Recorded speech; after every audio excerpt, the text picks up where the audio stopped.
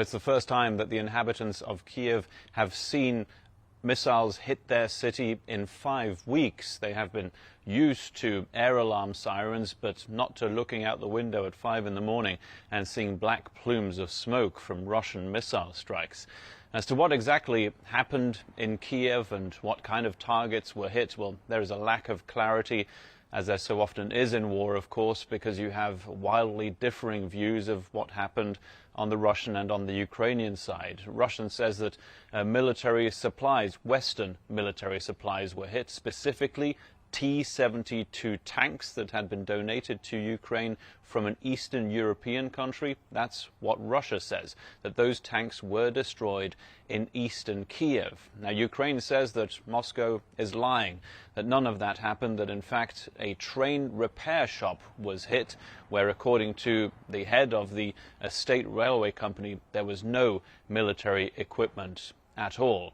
Now, this comes as there is that expectation here in Ukraine that there will be further Western arms supplies coming very soon indeed, possibly on a daily basis, to that eastern Donbass region where the fiercest fighting is happening right now. And that, of course, includes that promise from the United States of those advanced weapon systems that the United States believes, but also Ukraine believes, could make a significant difference on the front line. Now, those weapons will take a while to get to the front line. The last we heard a few days ago was that the Pentagon said it could be all of 3 weeks. They have to get into the country, first of all, get to the front line in the Donbass region, and those who will be using them, the Ukrainian soldiers, will also have to be trained on how to do this.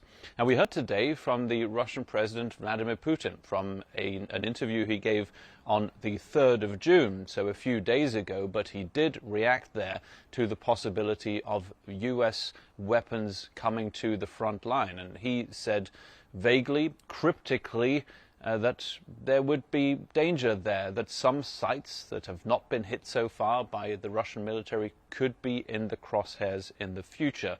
It's not clear, but it is a very serious threat. As on the front lines of this country, the fighting continues very fiercely in the eastern Donbass region, but also in other areas. There has been shelling of Kyiv, that's the second largest city in Ukraine, and there have also, as there are almost daily, attacks, shelling from Russia of Ukrainian positions in the south as well. That includes, by the way, the province of Zaporizhia in the south, a large part of which has been occupied by Russia. And that is where we saw the Ukrainian President Volodymyr Zelensky a few hours ago. He visited the front line in Zaporizhia. This is only the second time that he visits a Ukrainian front line in the war against Russia outside of the capital city, Kyiv.